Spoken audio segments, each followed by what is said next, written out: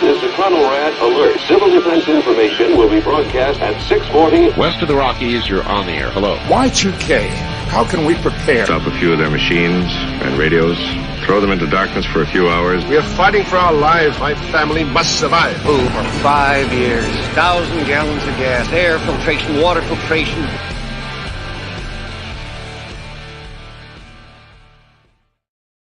Coming at you from the frozen tundra that is East Central Alberta, Canada. Streaming live on YouTube, Twitter, Twitch, Rumble, and Odyssey.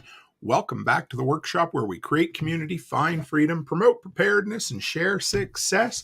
I am Toolman Tim. Today is May the 7th, 2023, and this is episode 301 of Workshop Radio. Now, you might say, what the hell? Tim, there's a weird logo in the bottom. You just called this Workshop Radio, not the Workshop Podcast. There was a weird logo that came up at the beginning of the show.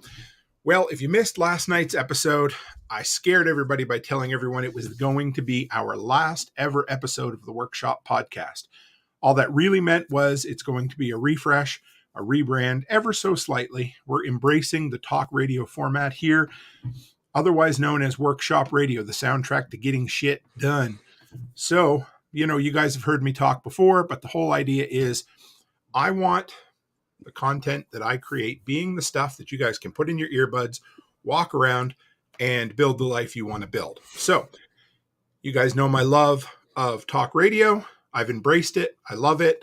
Everybody has a podcast. So for me, I want it to be a radio show. So there it is, guys. I hope you love it. For those of you who've just tuned in and wondered what the hell's going on, I hope that figures it out for you. Real quick, let's get the announcements on the go, and then we're going to bring Matt on from Farm Hop Life. We're going to have some fun tonight. We got Byron Roberts and Chris Dixon in the chat so far. Good evening, gents. Number one, the Thrivalist Fair, guys. I am going to be in Addy, Washington, May 28th and 29th. It's going to be a great time. I've been trying to branch out the workshop. I got invited to this event. It's going to be a great time because there's going to be some different faces, some different ears there than what some of the other events I've been to. So it's going to be great. That Sunday evening, May 28th, we're going to have a Around the Fire get-together, a workshop get-together.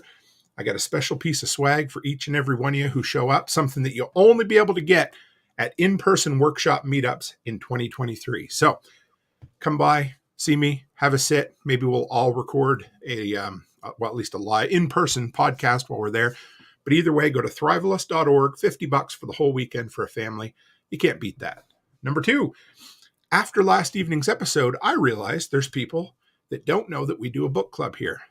Andrea reached out and said, Tim, where's the link? Well, guess what?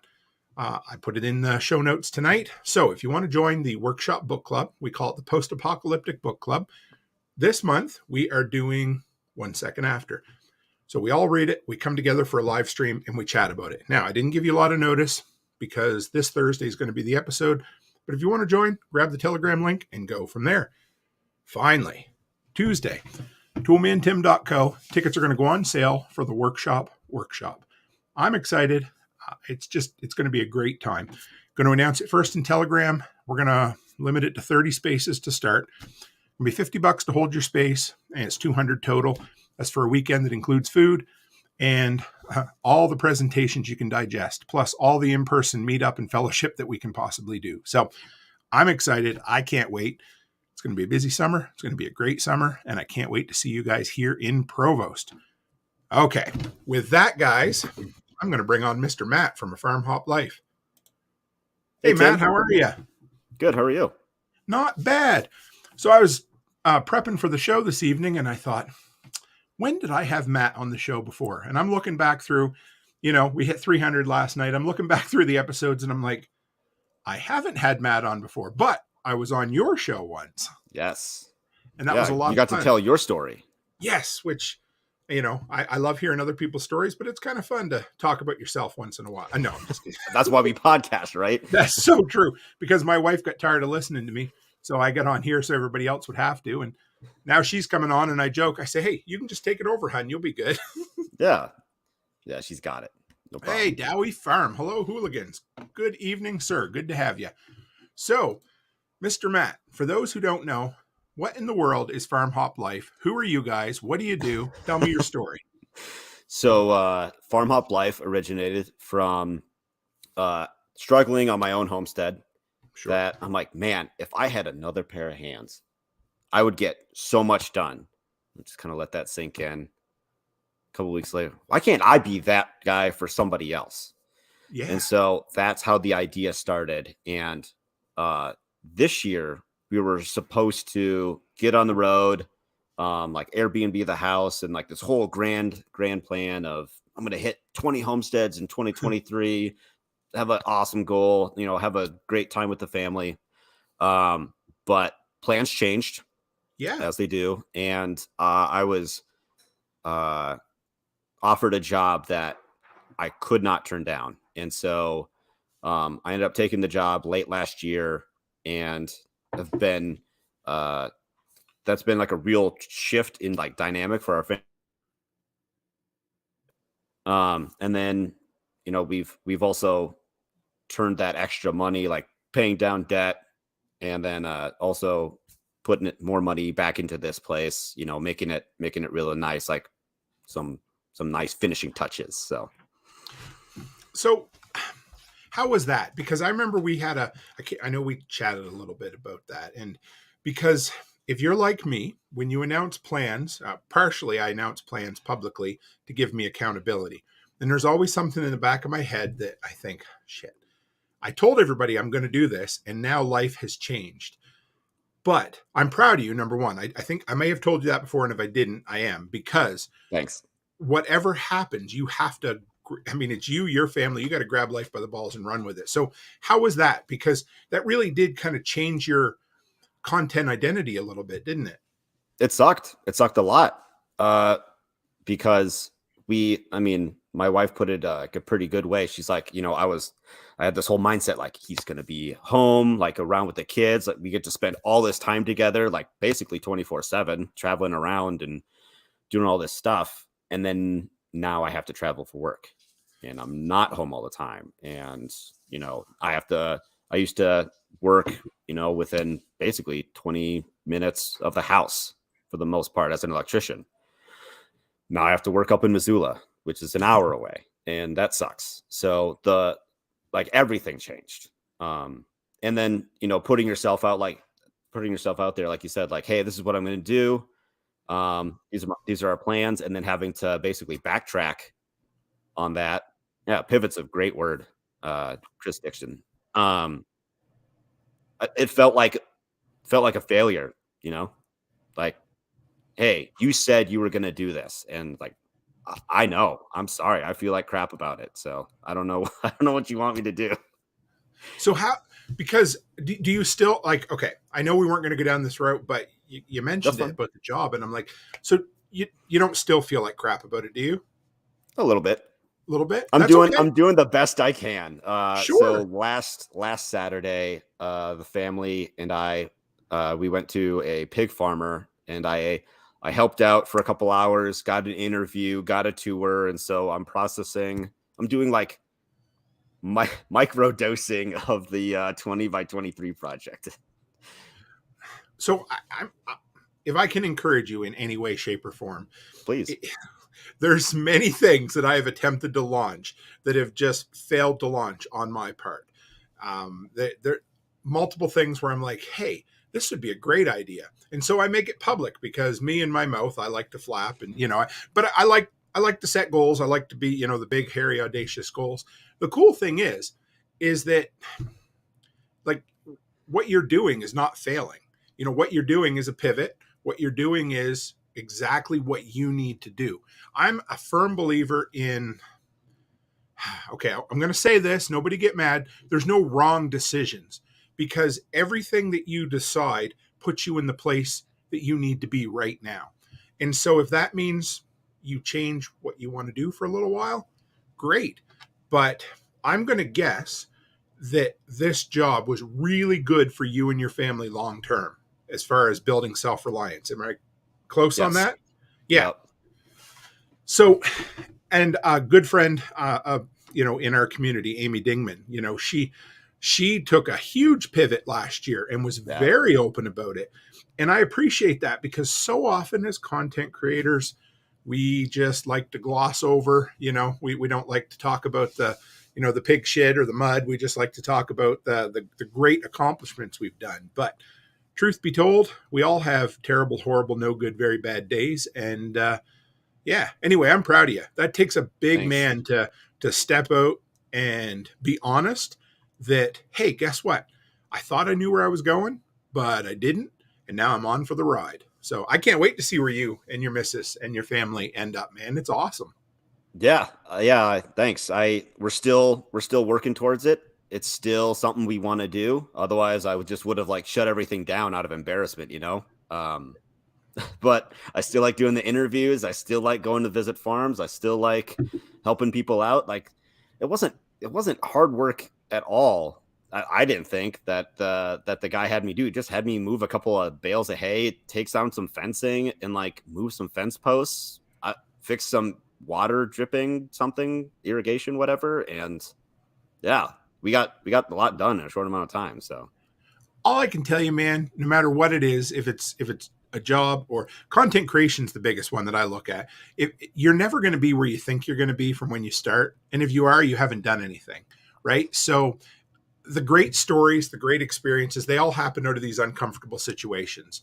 And to see you go through it and to see you come out the other side, oh yeah, it's all that's way better. And people, I guarantee you, the people that listen and follow, they respect you for being honest, because I think in some instances there's not enough of that transparency and honesty in content creation. So because it's tough, like you think, man, I really screwed up.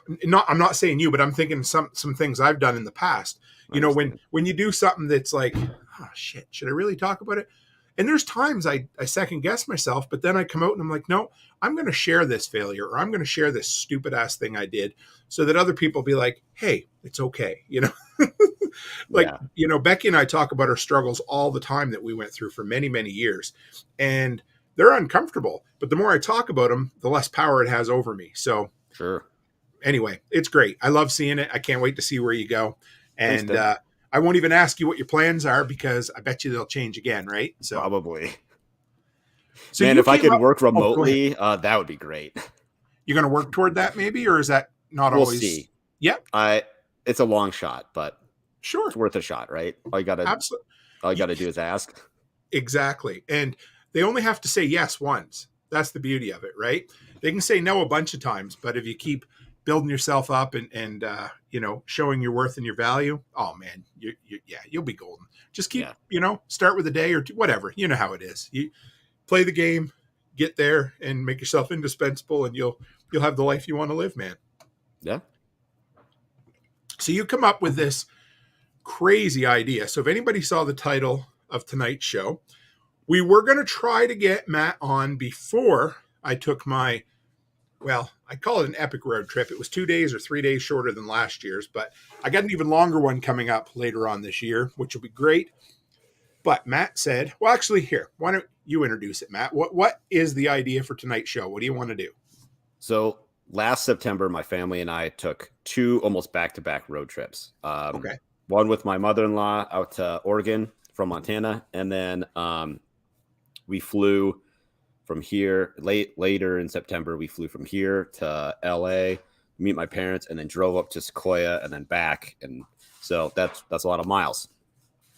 And so that's a lot of mileage for a lot of things to go wrong, and a lot of things that could have gone wrong but didn't. So I'm like, let's play a game, because like preppers were also like what if, man, what if, right? Yeah, absolutely. So why not make a game out of it? And we can learn from experiences, and like you just came from the road, so you got stories to share and shared lessons. So I thought we could. And you sent me, so here's the fun part, guys.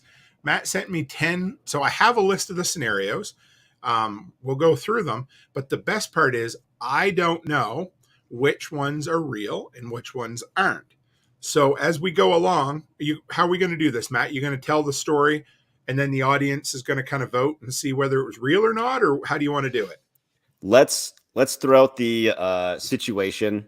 Did this thing happen or didn't? People can chime in, and then after a couple of seconds, we can say yes, this happened, or this didn't happen, and here's the story. All right, guys. So we'll get started with the first one. So those out in the audience, if you want, you can guess. I'm going to guess too. I'll let you guys guess first a little bit, and then we'll find out from Matt. So the first one, I feel like we're playing Truth or Dare or something, and it's like 14 years old, and I'm hanging out at my buddy Alex's house. He had the coolest garage in the world. His grandfather renovated it to turn it into an apartment building or an apartment, and then he just let us teenagers hang out in there all the time. So we would hang out, not drink beer, and wrestle and play stupid games, So yeah, it'll be fun. So the first scenario is the camping air mattress inflator broke. So what I'm thinking, so if you guys, if there's anybody that wants to throw out there, hey, Chuck people. So once again, we're playing Truth or Dare. No, true or false. And so we're gonna throw out the scenarios, and you guys can pick. But in this one, the story goes that the camping air mattress inflator broke.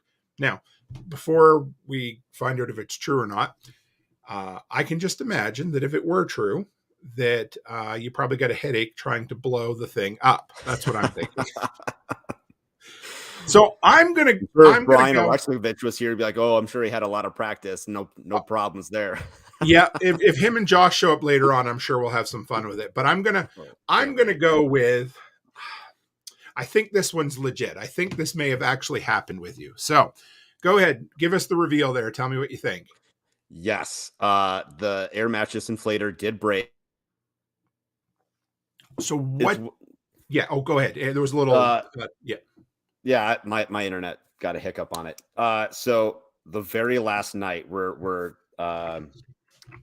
filling up the air mattress, and those things just have like a crappy little fan in them or whatever, right? And it just shattered into the internals just blew up. And I'm shaking it. There's like pieces falling out of it. And I just threw it in the garbage.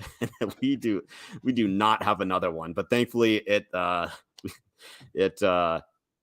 we had just enough air in it to make it for the last night, and didn't need it again the rest of the trip. But that's one of those things. I should have had something as a backup in the truck, but I did not.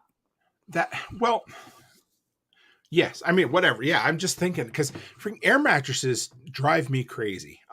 So when I went to prepper camp last year, and that the whole idea behind prepper camp is that you camp. I know, what a novel idea. And if you ever hear, whenever Becky and I go to events, we like to hotel it. We're pretend preppers. We don't really care for camping a whole hell of a lot. I mean, I will do it. So anyway, I bought a big boy fold out cot. And that was actually quite nice. I enjoyed that because air mattresses, they tend to lose air through the night sometimes. They tend to sometimes insulate you from the cold, sometimes not. Yeah. What would have been a good backup plan if you so you were in a tent, were you? Mm-hmm. Yep. My wife and I and the two kids, we were tent camping out there. Oh. But you had enough air to get through it? Yep, we got through it. So, I mean, a good backup would have been the DeWalt inflator, obviously, right? I was just thinking, well, because I used to travel with that in the truck, and then I picked up that, it's a Cat brand cube. It's a booster for your vehicle. It's also like a battery pack to charge things off of. Sure. And then it has a compressor built in as well. And it's about 3/4 as fast as the DeWalt. The only downside is it doesn't have high flow. So the DeWalt does high pressure or high flow. So like high pressure for tires, high flow for things like, inflatable unicorns or mattresses, that sort of thing. So it would have taken longer, but was there an option to even blow it up by mouth? I think so. Yeah. Okay. It's got one of those things, or this weird hand pump thing built into it, I think. But yeah, I'm not a big fan of those all-in-one.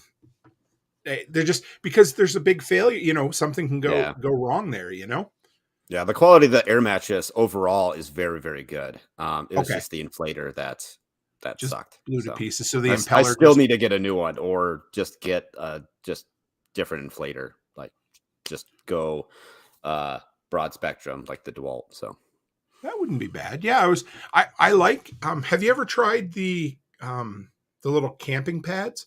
They're they're inflatable, but they're only maybe an inch or two thick. yeah, I don't like those because I end up turning and like sleeping on my side, and so like I just go straight to the ground basically. Yeah, and I get it. yeah, I wondered. I'm not a fan. My big old ass hasn't tried one of them out yet, so I wasn't sure if they if they would or wouldn't. But I've seen some of them have like a compartment on the end. It's like almost works like those garbage bags. Have you ever seen people who will like blow things up so it opens up? You kind of crimp it over and then push the air into it. Those are kind of cool because they're quote unquote idiot proof, right? So Sure. Yeah, those things look kind of crazy. Don't they also like float? Like you can put them on the water, or yeah. And they're huge, right? It's almost like a beanbag, but with air. Yeah, I don't know. Something to look at anyway. I was thinking when you said the impeller broke, I almost thought maybe that it was going to shred your mattress too. Oh, God. But you were good. It didn't hurt the mattress. No. No. All I know is I think Dad still has them in the attic at the house. But when I was a kid, we used to go camping very occasionally, and he had the oldest. It smelled like rubber tires. Those old air mattresses, and they were either pump them up with your mouth, or he had a foot pump, but the hose had broken off years before. So he took a piece of like flexible copper pipe and drove it in there, and it worked, but it took about 3 days to pump it up. So I bet it's still up in the attic. It looked like those dodgeball balls you used to play with in high school, about half of one of those, you just step on it, and it was all right. All right. So we're going to go to number 2 here, guys. So Byron guessed true on that one. I also guessed true. So I think that it's going to be like, whose line is it anyway, where the scoring's made up and the points don't matter, but we'll have fun with it. So, all right. So scenario number 2 on your dual road trips was that your wife threw her back out. Now, first I need to ask you, how old are your kids, or how old were they when you went? 2 and like 3 months. Oh, so, okay. I'm leaning toward this might be true. So if anybody wants to put their answer out there, how was that with a 3-month-old in a tent? It was actually pretty great. So there's something magical about fresh air that she just like, she must have slept like 20 hours a day. And it was pretty glorious that just wore right. But man, it was pretty cold though. It would get down below 40 at night, and you're in a tent. So I mean, we bundled her up like a little like Inuit baby or something like that, and it like would check her, like feel her nose to see if excuse me, if she was warm enough or not. But yeah, it worked out pretty good. Yep, she did great. She's still here. That's something that people did for centuries. You know what I mean? You just kept your baby warm. And babies are surprisingly resilient if you have them swaddled, at least, Yeah. All right. So Byron says true. I'm going to say true simply because I remember what it was like anyway, carrying twins around. So did it actually happen? Yep. Oh. She was at the bed of the truck, and she was reaching in that, like standing on the ground, reaching in the bed of the truck to grab something. And just, that was it. That's all it took to throw her back out. And so we were staying in a yurt at the time in Oregon. And so we're 12 hours from home. This is when I'm like on like, I don't know, state health insurance or something like that. And so like, I can't figure out if we have, like, if we're covered. Do we go to the ER? Sure. Is this gonna work? Like, is this gonna set us back $15,000 or something? So something you might want to know ahead of time, what your coverage is when you go out of state and something like this happens. What did we do? I think we just basically Googled it. Like, is this gonna be fine? And for the most part, it was fine. But she had to like sleep with like her legs elevated and stuff like that. but yeah, it was all fine. But man, it made a pretty rough go. Had it like we after that, the next day we were supposed to take a couple days to get back. We only made one stop, staying somewhere else to get back home. That was the end of the trip. So that's a good tip about that, because we build, well, I'm not the greatest at it, but sometimes we try to build flexibility into our trips. Either we can end them shorter or go longer if need be. So for us this time, I don't know if you saw, but we hit a blizzard heading north or heading south into Minot. It was miserable. And it was about 6 hours kind of white knuckle driving, and I had enough of it. And when we got to Minot, they were shutting the city down that night. They're like, yep, all the stores were closing down because the storm was heading there. So we just said, forget it. We're going to take a day, because we could see the weather. We looked and we said, we're going to take a day, just relax in Minot, wait for the snow to pass and go the next day. And that was the best thing we did. Now, other times we've had to, drive double and get home sooner, simply to, for whatever reason. But So were you sleeping on an air mattress? She was, with her back like that? That was a mattress, an old crappy mattress inside of the yurt. So it's like, we rented, it's a state, I think it's a state-run campground on the coast of Oregon. Okay. And you can rent a yurt. She wanted to stay in her yurt, and my mother-in-law also wanted to stay in the yurt, so we stayed in the yurt. Don't do that. Like, Western furniture is all square, right? And obviously a yurt's round, and so there's all this like dead space. You got like this little walkway in the middle. It's for 5 people to stay in. It's pain in the butt. But we made it work. The yurt was fine. The mattress was fine-ish, and she got better.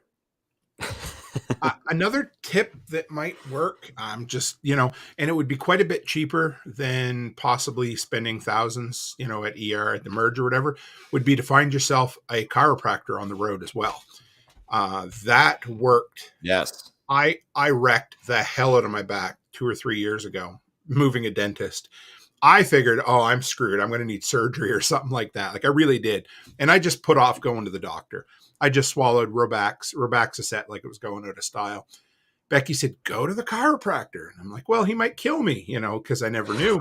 Well, Stacy's his name. And anytime my back gets a little tweaked now, I go right to him. But when I hurt my back like really bad, he had me at 80% after one treatment. So it won't hurt if you're in pain. Yep. And you're on, because my local guy, I think he charges $80 or $90 for a visit. Insurance covers most of that. But even if it doesn't, that's way cheaper, I would think, than an uninsured or an out-of-state visit to the emergency hospital or emergency room. So, when you're I don't know, when you're out of state, it's 6 o'clock at night, and it's, I don't know, an hour and a half to a hospital. Like, not even like maybe 30 minutes to like a health clinic, not even like a hospital. You're way out there. So did you have any, who knows who close the chiropractor's at? That's true. Did you have any Advil or Tylenol or anything like that with you? Yep. Sure Good. did. That I find I do love Robaxacet, the Advil based one. It's like in a purple or bluish bottle. Okay. That when you're working hard and you wreck your back a little bit or just tweak something, it tends to usually be enough for minor strains and sprains to kind of take the edge off. So, yeah. Chris Dixon said, I threw my back out on the road and had to sleep upright in the truck with the heated seat on for a couple of days. Oh, now that's actually, there you go. That's something I wouldn't have thought of, would be to turn on the heated seats if you need some extra heat. So see, this is great. There's going to be we could write half a little pamphlet on it when we're done with all these cute little tips. Right. Yeah. One more thought on this. We have AAA, so it, which appears Alberta, whatever, Automotive Association. And it's great. Like that any prepper who says I don't need insurance, anyway, I don't agree with you. I think you're wrong, but that's fine. Anyway, you can buy health insurance for Canadians going to the States, and you buy it for the length of time that you're going to be there. So when I come down for 7 weeks and I'm going to be working in the woods and that sort of thing, I'm going to purchase that plan. We don't tend to purchase it for the like 15, 18 day trips. Should we? Maybe. I don't know. But it's your risk tolerance, right? Yeah. We bought something similar when we took like a 2-week trip to Thailand for our honeymoon. It was like World Nomads health insurance or something like that. It's pretty cheap. Okay. It was like for the 2 weeks, and both of us, it was like $150 maybe. And it could literally save your ass. Oh yeah. Yep. Thankfully we didn't need it, but yeah. That's the beauty of insurance though, you know. Becky, and prepping. Yes, that's it. Well, when she went to England, I said, buy all the insurance you can get on the van when you rent it there. And she did. And you know what? She scratched up the roof of the van going into underground parking. And then somebody hit her in a parking lot. So one was, she was parked at night and whatever. And anyway, so 250-pound deductible probably saved her 5,000 pounds in damages. So, and it was very limited, but they just, whatever it is, they put it up there. So yeah, Chris says AMA is 120 a year. A flat tire change pays for that once. Yeah. The one we have will tow you, I don't know, it's 100 or 200 kilometers. So, 100 to 100 and it'll be 160 miles, something like that. And they'll bring you gas. They'll charge you battery. They'll, So anyway, it's worth it. Yeah. Nice. All right. Number 3. This is one that's happened to me. So here we go, guys. Let's see. We're going to go true or false. We were lost driving without phone data. So Matt's trying not to smile. Okay. So it's happened to me on multiple occasions. It really sucks when you're in a foreign country, or well, I say foreign, it's not like the U.S. is like the Middle East or anything, but it's just a different feeling when you're not home, right? Road trips in general are that way. So yeah, I'm going to go false on this one simply because I'm almost wondering if you might have pulled that from my podcast. Now, I'm not saying you did, but I'm just wondering. So if anybody else is out there wants to try, we'll give it another minute. But one thing I did this time, I wish I could remember who sent it to me. Somebody sent me an email through Jack, through the expert council, and they told me about maps.me. And I installed that on my phone this time, and we'll talk about that a little bit more. So Chris Dixon goes true. I'm going to go false. The smirk on Matt's face tells me I'm thinking it's false, but I might be wrong. So go ahead. What is it, sir? It's false. We did not get lost without phone data, but man, we were in a spot that I would not want to be lost. I would not want to be lost without. Was that in the Oregon area? Or where was it? This was in Sequoia. So we stayed late. We did this awesome hike. Sure. Easily my favorite hike I've ever been. If you go to Sequoia, you got to do Buck Rock Lookout Tower. It's awesome. Okay. So we stayed a little too late, and so we're leaving, and I thought I was there. There's obviously it's a national park. There's not like a bunch of roads out of there. There's like maybe 2. Sure. To go where we were staying to our Airbnb. My parents go one way. We go a different way, thinking I'm going to save time. Now, we also had a bunch of delays. The kids are crying. They're hungry, diaper, blah, blah, blah, all these things. So we had to keep stopping. So it kept getting later and later and later.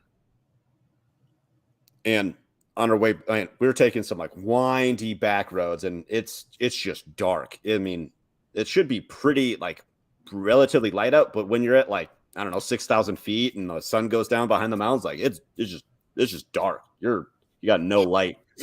So like the locals are coming up like behind us with their headlights and just coming. Oh yeah, because they know.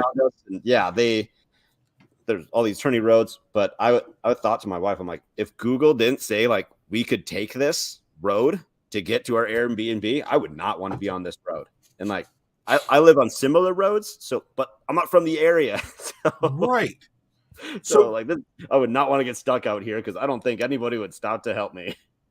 Chris Dixon says this, and he's right. This is not us old men speaking here. This is the truth. Driving at night somewhere unfamiliar is way different than driving in the daylight, because, you know, at least during the day you can see twists and turns. You know, yeah, it absolutely is. That, to me, that's why I like to start early in the morning. If I have a long drive, I want my after dark driving in the morning when I'm fresh, and I want to be off the road before it gets dark at night. So if I can get 12 hours in, I'm great.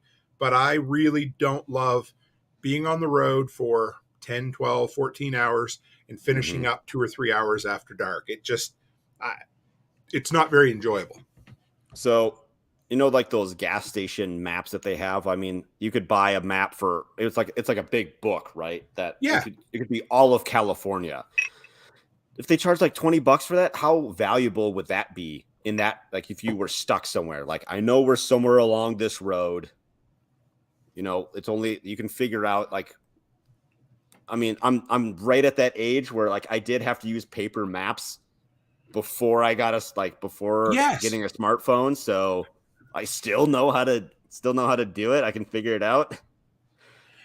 So I want to share this because Chuck, being our resident medical expert, this is awesome. And it makes sense.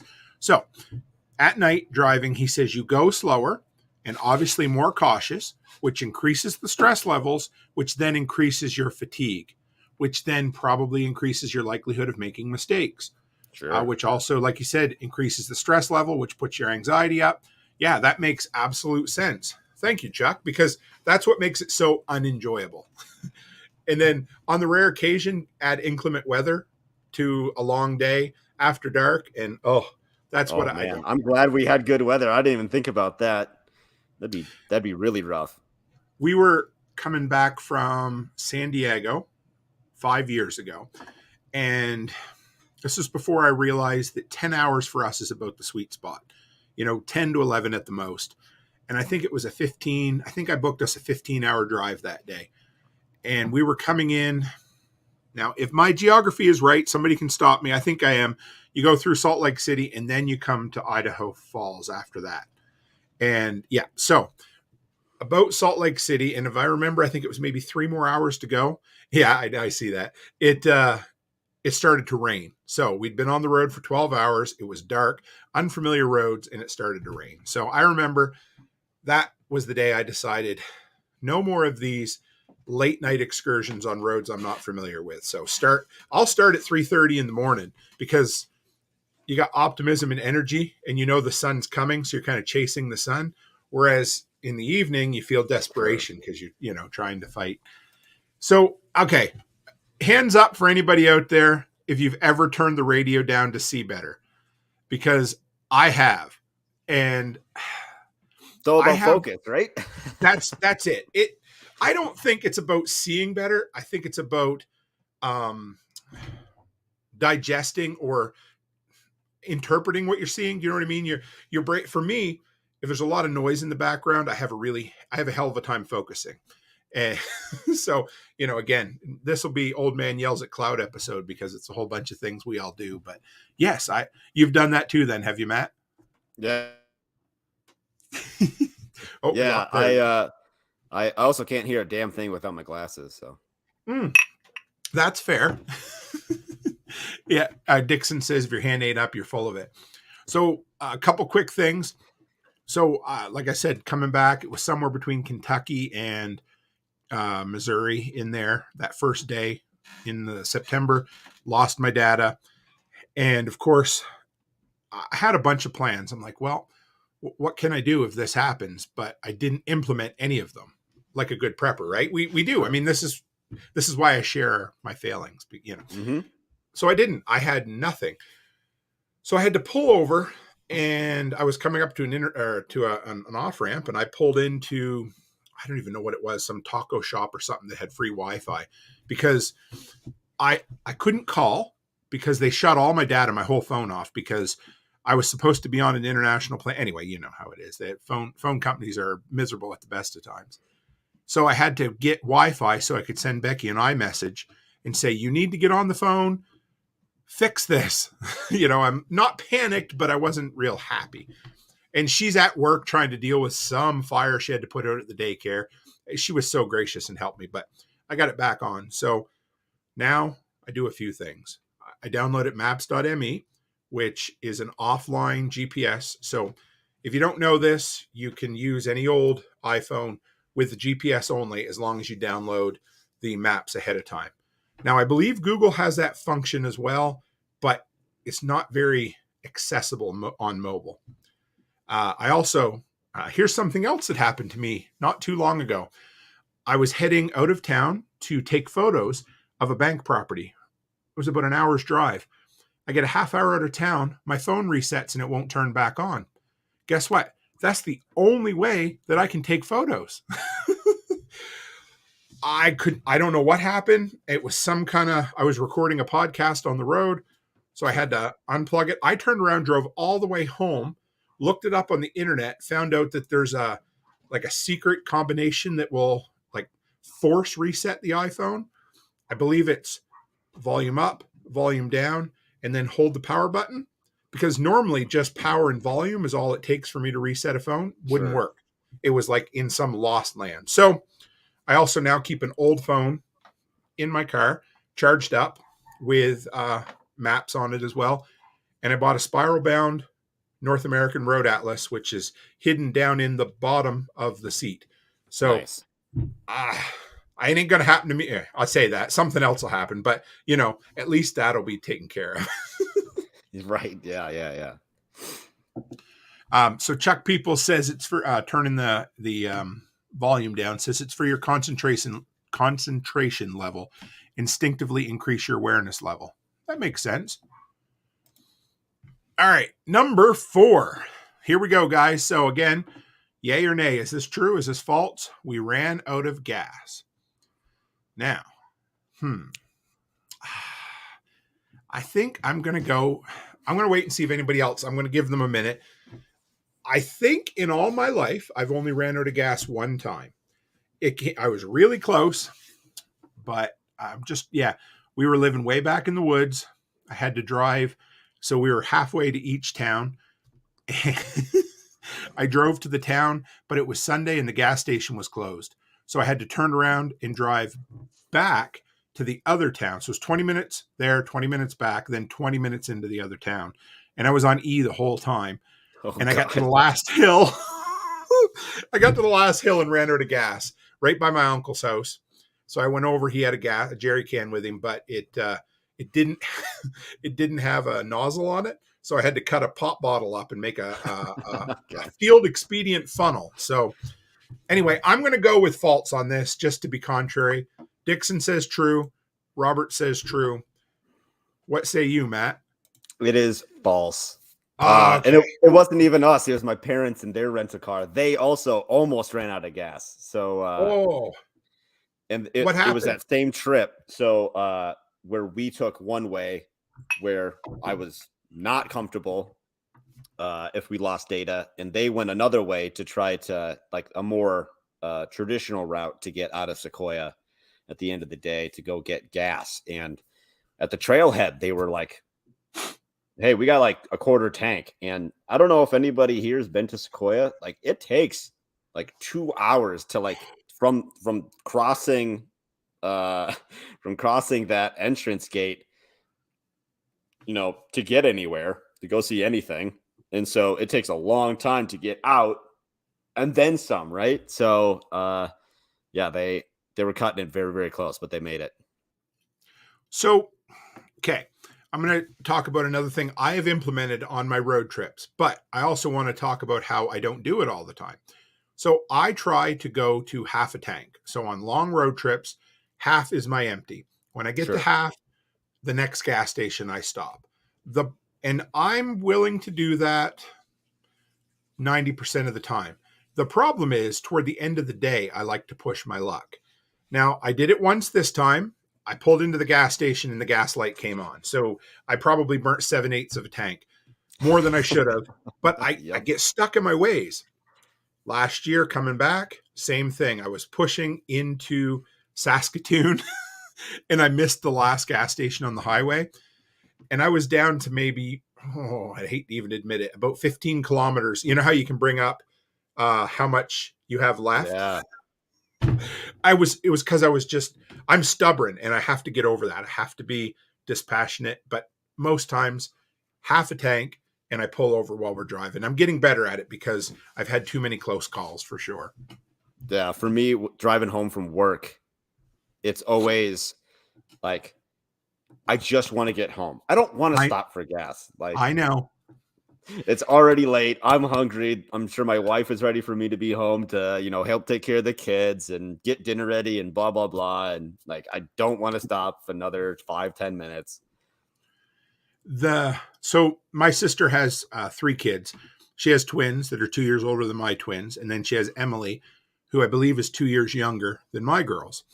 So we were waiting for her to have her baby. We knew it was coming soon. It was an hour and a half drive from our town. So my sister called. It's about 9:30 at night. She says, I'm in Kentville. I'm going into labor. We're like, okay, we're coming. So we drove into town. We met mom and dad. Becky and mom went in one car. Dad and I went in the other. Dad drove mom's car. Mom doesn't believe in getting gas until the light comes on, no matter how many times I tell her. We get in and we had an hour and a half drive. So we drive all the way there on less than a quarter of a tank, probably an eighth of a tank. Now it's just a little Hyundai, so it was okay. I don't remember exactly what happened, but we get up there, we sit around till about 1 a.m, and they say, you guys can go home. She's not going to have the baby. So we left town. There was no gas stations open, I'm pretty sure is what happened. But we knew there was one about 40 minutes down on the highway. So my sister calls, well, her husband, we're about halfway to that gas station and says she's having the baby. So Dad and I look at each other and we say, what do we do? So we decided to keep going till we got to the gas station and turn around. That should be the end of the story. The problem is the gas station was also closed. Oh, gosh. So I remember just sitting on pins and needles. We get all the way there. We're like, well, it's closer to go back to the hospital than to go down the valley home. We did make it. We parked and we ended up going to the gas station in the morning. But there's no reason. Why do we do it? Why do we do that to ourselves, putting ourselves through that, Just because you get a adrenaline rush. Just like, I'm going to make it. I don't know. Maybe it's I don't know. Us as a man, I'm always like trying to push the limits of that shit sometimes, but because it's low risk, right? It's like it really is. What's the worst thing that can happen if I run out of gas? I'm gonna figure it out, right? A little egg on my face, or your buddy will be like, "Oh, what a good prepper you are," or it'll make a good story for the podcast. But I do have a prepping win this weekend. I put out a video of I went to a prepper estate sale. The story is funny. I can tell you after the show. But we went on Friday, scoped it out for like an hour. We went home. I went back the next day and got the stuff that I actually wanted. I got 6 5-gallon gas cans for free. For free? How did that happen? Free. It was in a pile of junk. Okay. Well, and I put water in them and I looked to see if they were punctured, and they all seemed to hold. So, that's not bad. Yeah, I thought that was pretty sweet. Man, yeah, because I saw your video, and to be honest, it looked more like a hoarder's estate sale than a prepper's estate sale. That's exact. So I'll just tell the rest of the story then. Sure, go for it. So I get there and I'm like, hey, so what's the deal here? And one of his buddies was helping out and he's got to get rid of all this stuff or he misses out on half of the money. Something he's selling his mom's place and it must get it split or something. I don't know. And he goes, yeah, he's a prepper. And so he's got all this stuff. And I just had this shit eating grin on my face. Dude, this ain't prepping. This is trash. It is 99% trash. I mean, I apologize for that video. It is so disorienting because it's so fast and there's so much stuff. You can't focus on anything that's there. But when I got there, there's I don't know, a 10 by 30 foot spot of just Bud Light beer bottles. And I think they tried to burn them at some point to get it. I don't know. Like that was just one part of it. And it's like, I don't know, 5 acres worth of junk. Did you buy anything or did you just get the gas cans for free? And I got the gas can. I got one of those prefab ponds that are like plastic that had cracks in it. That was free. I fixed that today. I got to test it still. I got some like cable that I might make like a little like zip line for something like that for the kids. Okay. That was free. An old wood ladder. That was free. Rebar. That was free. One of them like big rock breakers. They're like, I don't know, like a inch in diameter and they're like 6 feet tall. Yeah. That was $40. The cable was $25. And I bought some old wood barn doors for like $50 total. So it was like $130 for a bunch of stuff. And you were happy with what you got? I was pretty happy. I mean, those gas cans alone, free. Yeah. I was like, that's the best part. I should have just stopped there. I love it. Whenever I do bank properties, I'll usually find a milk crate and a gas jug, or on the side of the road, I've been known to find. I did find one gas jug completely full of gas one time on the side of the road. So how about that? It worked. It was good. It smelled like gas. Didn't smell skunky. I'm like, I'll try it. Put it in the 4-wheeler, and it burnt. So I was gonna ask, like, you sure it was gas and not urine? Yeah, it was. It didn't. Yeah, at least it smelled like it. It burnt. So It was either high octane piss or it was gas. So. All right. So number 5. So get ready with your votes, guys. The headlight on my truck burned out. So, that one seems really believable, but it could be one of those that you put in there just to kind of, twist with me. But I'm going to go with true on this one. We'll see if anybody else gets a vote in before we decide. If anybody's out there, if you've ever experienced a blinker going out or a turn signal, most of them, you'll hear it blinking faster because I don't know. Do you know, is it the resistor or do you know what causes that? Sounds right. Yeah, let's go with that. That sounds right. Sure. Whatever it is, it lowers the resistance. Anyway, it causes one to blink faster. So if you ever notice you're sitting in your car and you hear tick, tick, tick, tick, really fast, there's a good chance you have a signal light out. So check it before you end up with a ticket. So we have 3 trues, me, Dixon, and Byron. So was it true or false, Matt? Yep, it was true. It was my headlight went out and we were, I don't know, we were in like Walla Walla, Washington or something like that. I don't remember. I know, it's such a funny name. And we were stopping for something else also, probably get something like a bite to eat. And thankfully I keep a little small like ratchet set in the back of my truck. And so while we were stopped for, I don't remember why, I was able to swap it out. Like I did one and then we like got on the road, the one that was burnt out. And then when we got to the campsite, I went and did the other one because when you do one, the other one's not that far behind. So were you able to tell by driving that it was too dim or did somebody tell you that it was out? How did I remember? I think it was looking a little dim or it went out just before we left and I forgot to do it before we hit the road. That sounds more like me.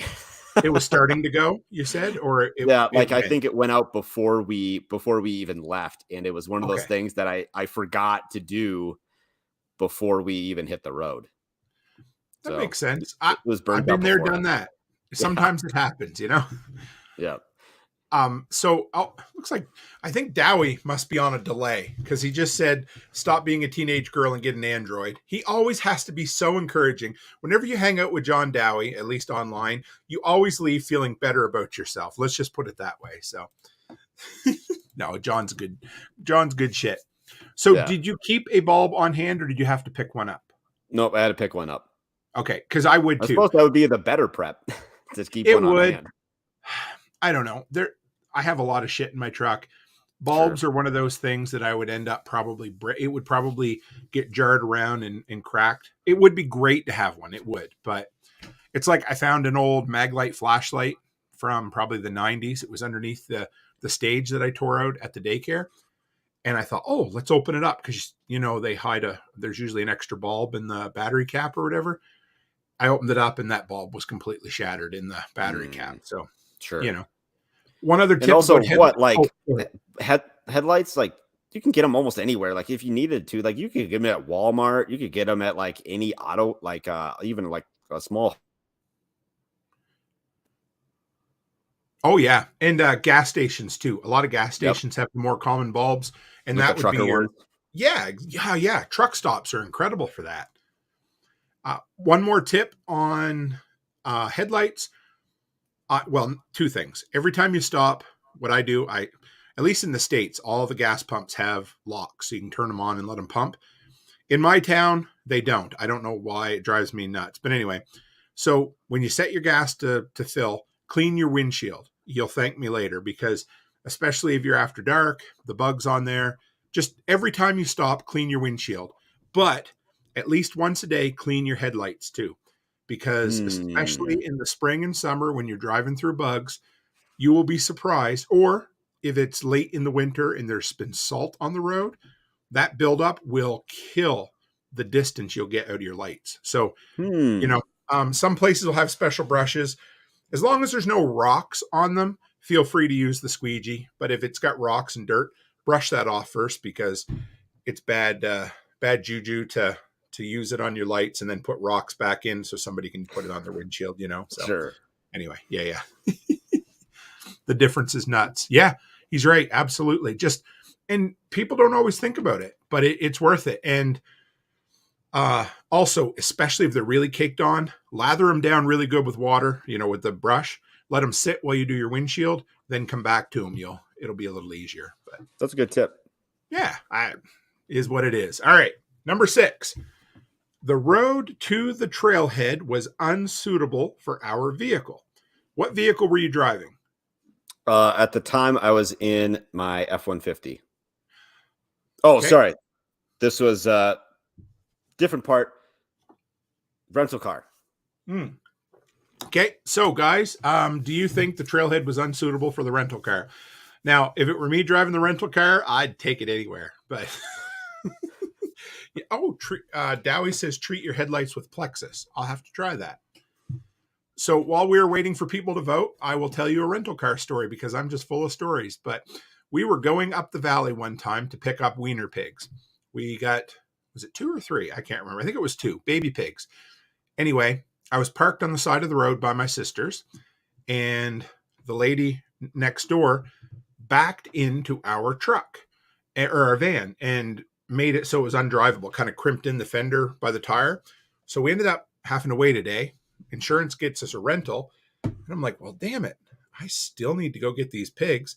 So I went up, I put a tarp in the trunk of the brand new Dodge Grand Caravan they gave us, and I brought the pigs home in the back of a rental van. Hell yeah. So, yeah. So Chris Dixon says rentals are good for every situation. Dowie says all roads are suitable in a rental.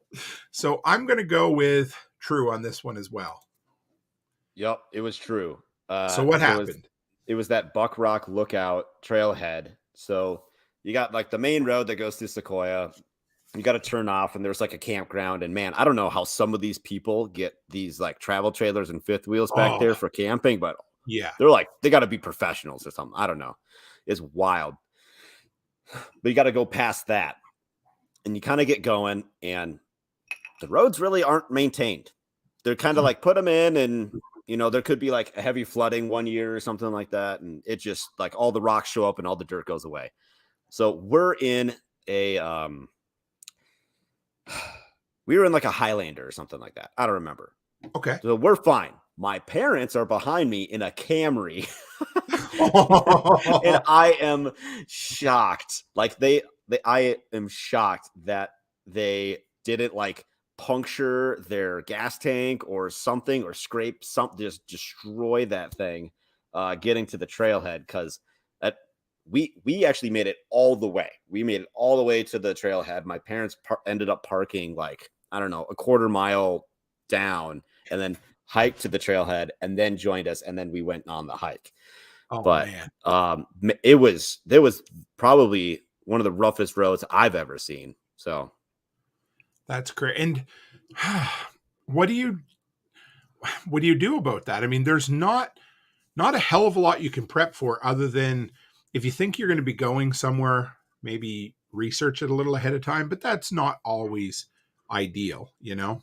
Yeah. For me with the truck, I keep a tow rope, some clevises, that sort of thing in the truck so I can help other people in Toyota Camrys get out of situations. But, four-wheel drive, good knobby tires, being comfortable with your vehicle, it all helps. But sometimes Right. you're just in a bad scenario. Would there have been room to turn around if you decided you didn't want to keep going forward, or was it pretty? Yeah, you could figure it out. that's what I was wondering. So yeah, John Dowie says, me and a rental, no rope, no problem. So if anybody here has been to Sedona, a couple years ago we did one of those pink Jeep tours. It's like they buy these Jeeps and they just like put in like $100,000 into these Jeeps, each Jeep, to make it like outfitted for like doing like all this crazy like rock crawling stuff. Like maybe not like the ultimate, right? But Sure. they got to be able to go out there and not get everybody killed out in the desert. And our tour guide was telling us that Google takes you through this route. And so people will just be like trying to get to Sedona and they'll come down in like on these roads in like a minivan. And he said one time they bottomed out. Well, this minivan bottomed out. Oh. And it hit like the oil filter or something, some sort of fluid. And so like they had to like just limp it along all the way into town because there's no way out. You just had to keep going. You just had to push through. And just can you imagine trying to do something crazy like that in a minivan? One other thing I just thought of is know where your tow points are in your vehicle, because I've seen many people who've been like, hey, guess what?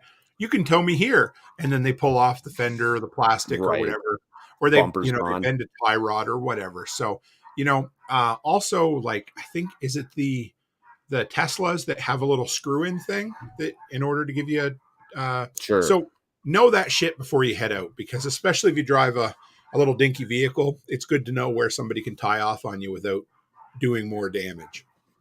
And learn the difference between a recovery strap and a tow strap. It's different. That is very true. Yes. Kinetic energy. Yes, that my brother-in-law still beats me up over that. He's like, you should have bought a the kinetic strap, because I didn't. I bought a tow strap. A tow strap. Yeah. Because it's got hooks on it. Recovery straps don't. Right. So anyway, I should have, and I'll probably upgrade at some point. But Chris Dixon, okay, he'll share later. I got to get it from him. That'll be good. He has a story about tow points. All right, geez. Number 7. Our campsite was on the other side of a washed out road. So, hey, Chicken Hawk, good to have you, brother. Always love having him on here. So, all right, campsite, other side, washed out road. This sounds very believable, because just listening to where you guys traversed, it sounds like that might be true. So what do everybody out there think? True or false that their campsite was on the other side of a washed out road? Chris Dixon goes false. Chicken Hawk says true. Byron Roberts says no metal hooks. I thought it was no wire hangers, for anybody who gets that reference. If you don't, it's okay.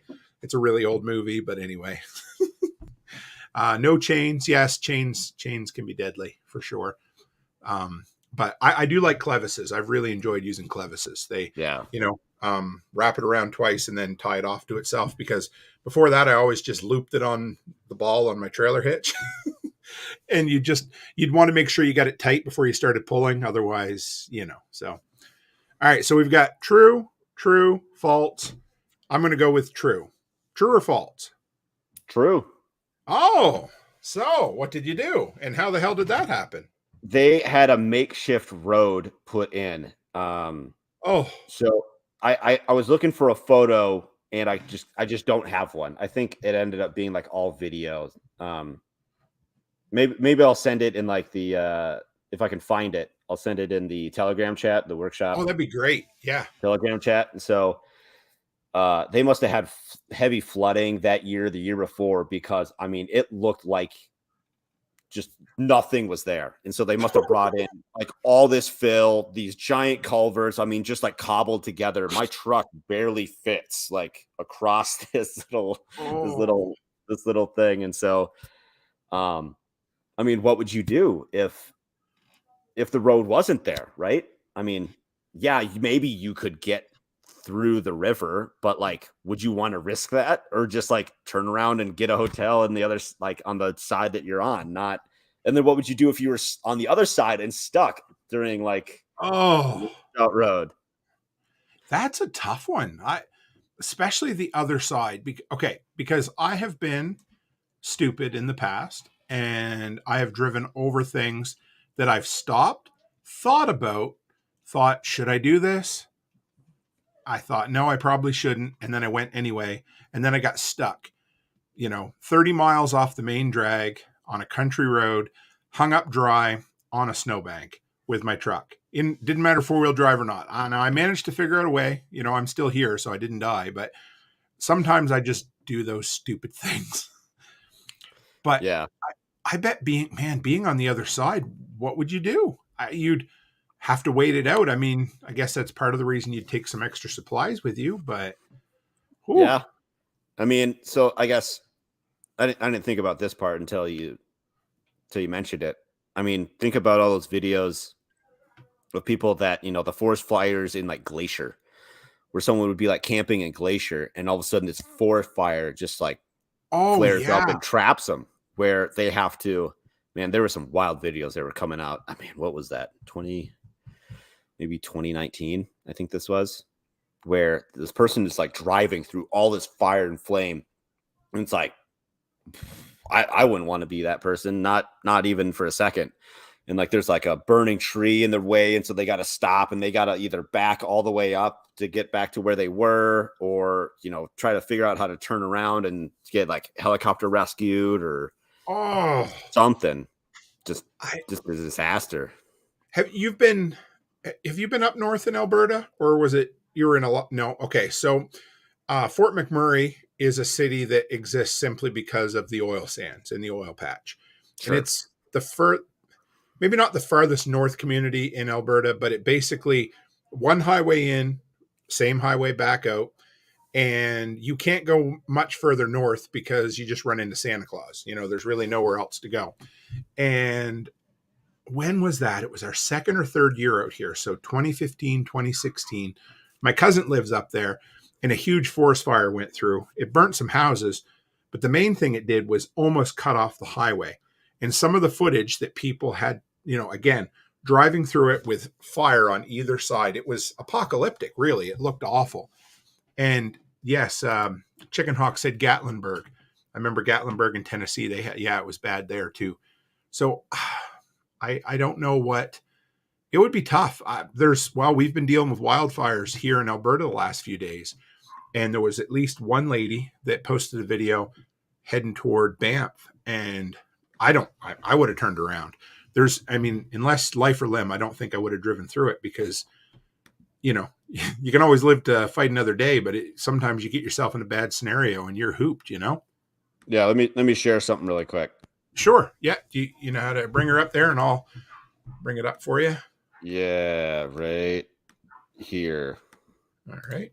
Present. Add to stream. Oh, wow. Oh my God. Is this the video? Yeah, this is the video. Well, it's one of them, right? Like, can you imagine driving through this forest fire trying to, I think it's a father and son in this one. It's going to explode. You said the car's heating up and it's going to explode. Oh my God. That's scary as all get out. Now, yeah. I hope they know the road. But here's the thing. I don't think there's any turning around at that point. Like, you imagine backing down into that and your tires catch fire, or yeah. Woo. Sounds like that movie Dante's Peak with the volcano. I was thinking Volcano, the other one that came out at the exact same time.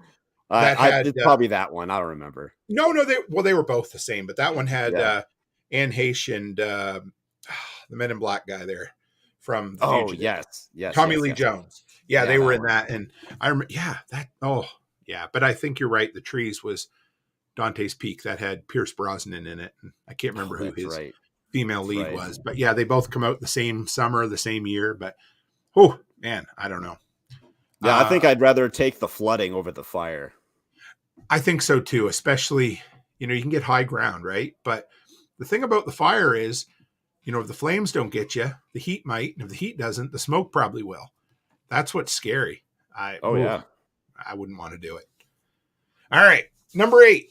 This one sounds fairly believable. I don't want to give it away, but credit cards not accepted for lunch with no cash on hand. So go ahead and vote, guys. If you've followed my travails over the last few years, you'll know I was in Calgary last summer when the Rogers outage happened, and we did have some cash, but it was odd. And then our town lost all cell service and phone service for a couple of days, and again, it was cash only. So it's funny how quick we become dependent on systems. Hey, Chris Dixon says Rogers true. So that's up here, Rogers Telecom. Oh, true. I'm gonna guess false this time because I'm wondering again if you might have maybe listened to the episode and poached that, but I might be wrong. So we'll go. And plus I like to be contrary minded. So we have 2 trues and we have a false. So go ahead and reveal it. That one's false. Was it? We got to a visitor center in Sequoia for lunch, and I thought there was. We were kind of hearing people chatter, like I don't have my car's not working, and so I'm thinking, oh no, like we're gonna be stuck. I keep some cash. I got what is it? It's a cash belt, CHCHE cash belt from like Wazoo, whatever. It's got like Velcro or whatever in it. Yeah. Okay. So like I fold up like I got like $100, $150 or something like that at any given time in my belt. Okay. And so like they also have the cash beanie. That's probably what they're more like known for. But anyways, you can keep cash on hand just by wearing your stuff. And I wear a belt every day. And so it's a good way to keep cash. But thankfully we didn't need it. Credit cards were working just fine. That's cool. I never heard of the cash belt. I got to look into that because when I fly, quite often I'll put a little cash under my insole in my shoe. Sure. The problem with that is it can get a little slippery. Even though it's in between there, it still causes your insole to move, but it's a good thing.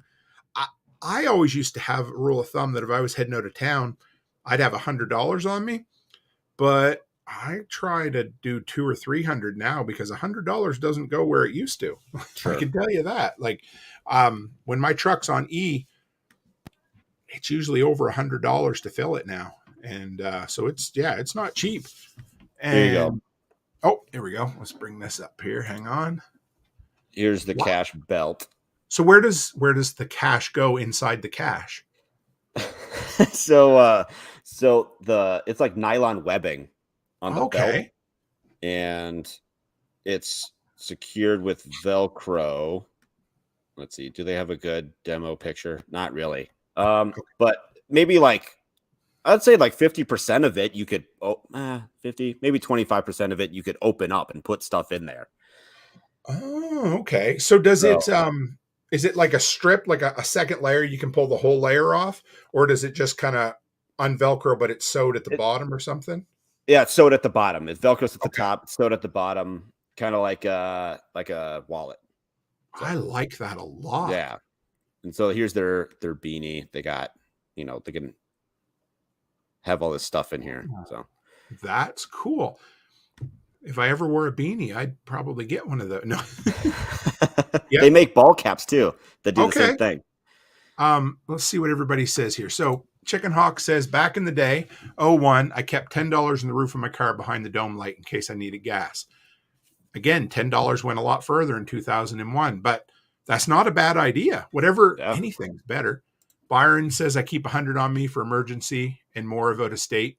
Yeah, that's for me too. So if I'm going to the city, $100 will get me home. If I'm going to Calgary, 4 hours away, a couple hundred probably for sure. And if I'm out of town, 300. Dowie says 300 wham, walking around money. I like that.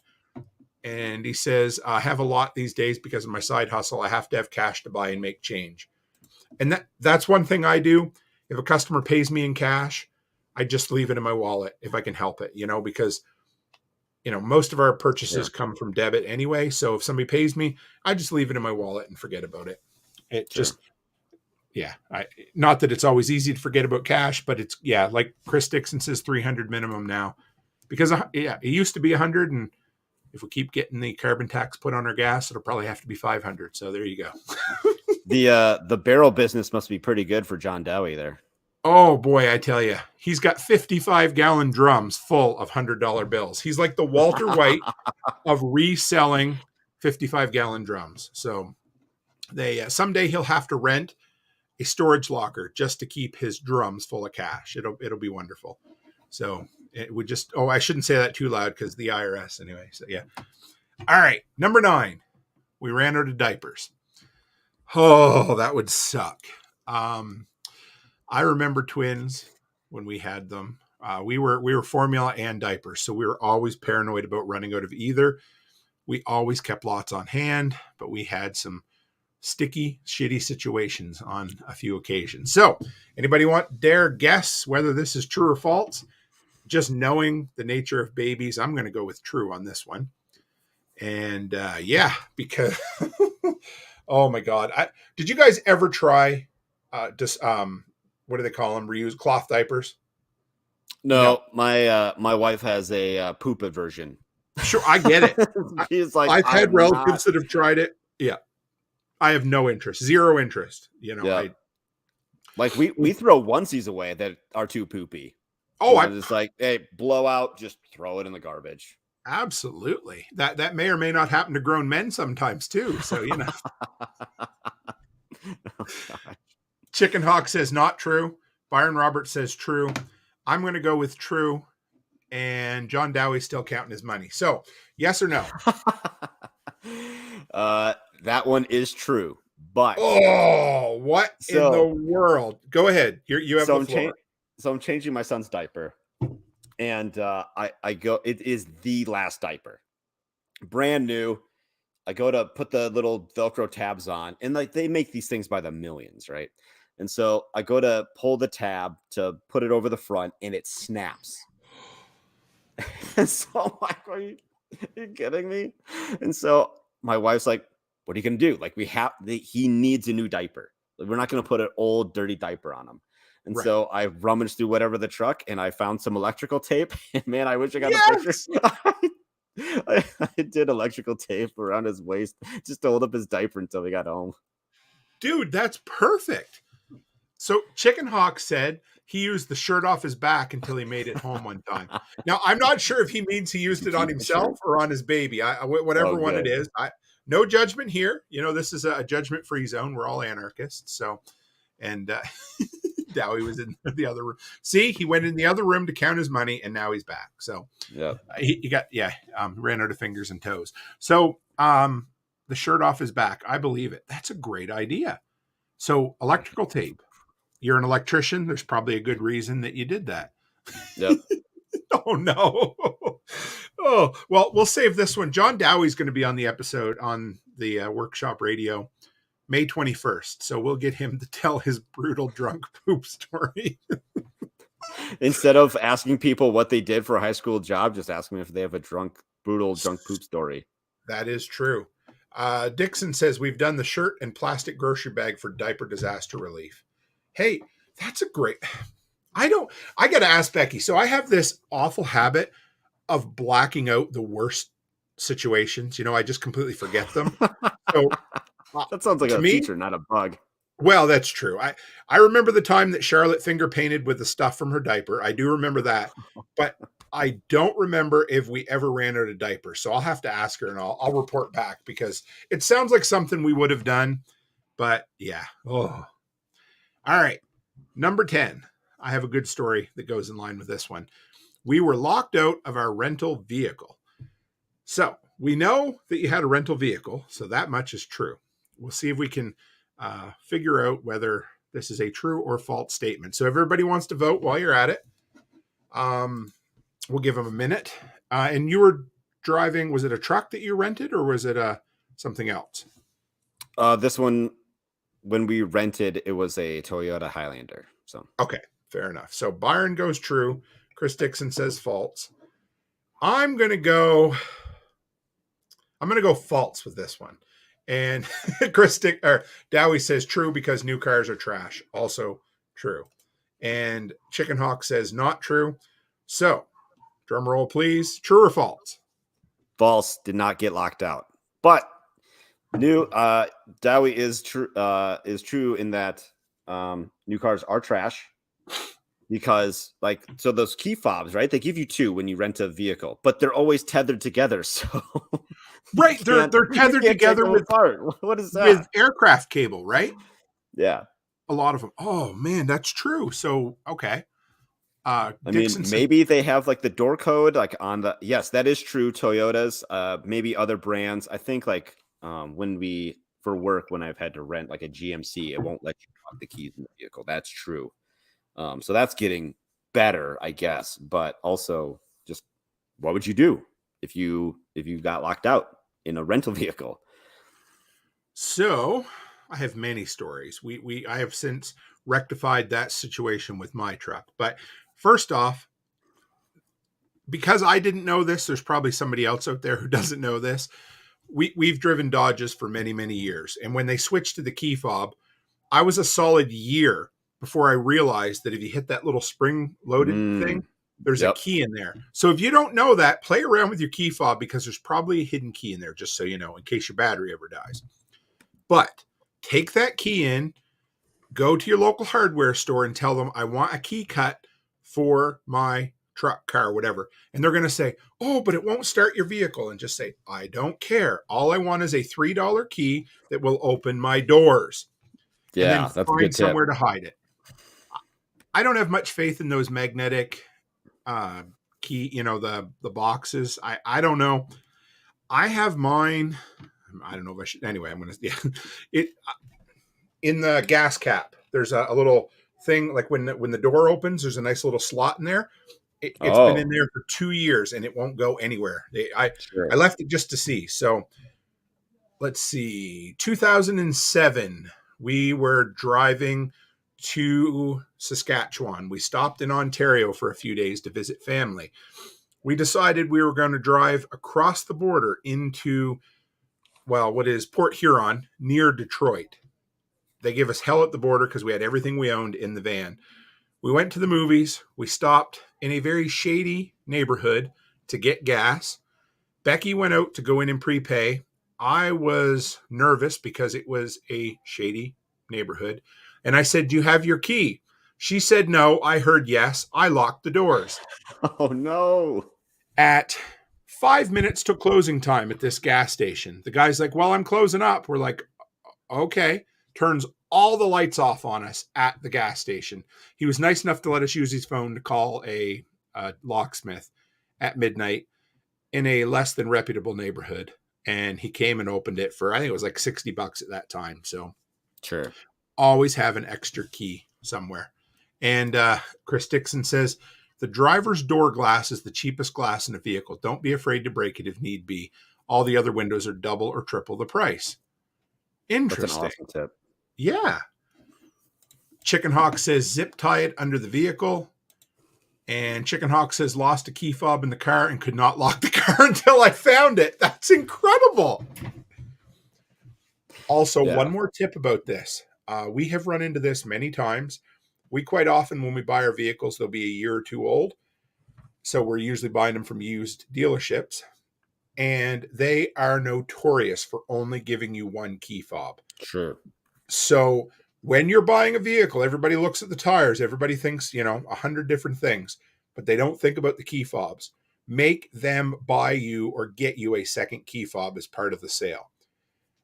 If they won't, you can, is it Dodge that does, I think it's a valet key. So it's a key with a chip in it, or it's like, it doesn't unlock the doors, but it'll start your vehicle for $80 instead of $300. So that's an option too. But anyway, get 2 key fobs when you buy your vehicle because you'll thank me later for it. My truck has the door code, right? Yes. Oh, right. And okay. When I first bought the truck, I'm like, oh, I'll set a password later. Well, that first weekend that I had the truck, I started it and locked the door and didn't have an extra set of keys on me, and so I did have to end up having to pay to get the truck unlocked. But they make like those, they're almost like air shims, right? Yeah. Yeah.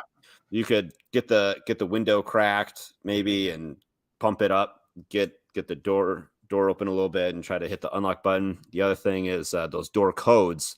Instead of taking a picture of the number, someone gave me the tip, put it in your phone, save it as truck code or whatever. And so you can just look up a contact as truck code. Because instead of trying to scroll, looking for the picture, blah, blah, blah, just as a contact, save it as the code. Dude, that's great. I love that tip. Yeah. That makes sense because, so did you not have the code for your door or just forgot it? Did you say? I didn't set it up. I had it like for a week and it just didn't have it set up yet. So that's usually when people lock themselves in or out of vehicles, is when you have new vehicles, you're not used to the process or procedure. That's pretty common. So if it's, for what it's worth, remember that when you get a new vehicle, because that's usually when we've done it too. Yeah. So Chris Dixon, I didn't know this, said they make credit card keys. They take some jiggling and farting around to make it work, but it will get you in. That is interesting. I bet you, because they'd be thin, it would almost be like, you ever see people when they take a picture of a key and then they'll cut it out in like a pop can and then they'll use like a lock picking wrench as well.